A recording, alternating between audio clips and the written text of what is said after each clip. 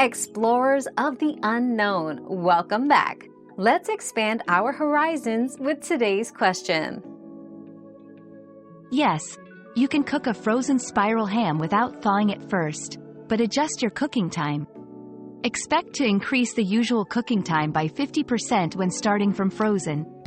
Preheat your oven to 325 degrees Fahrenheit, 165 degrees Celsius. Place the ham in a shallow roasting pan and cover it tightly with aluminum foil.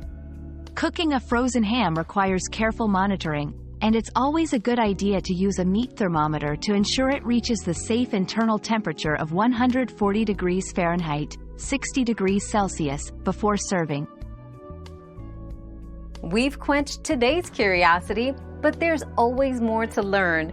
Keep the curiosity alive by subscribing and joining us for our next adventure.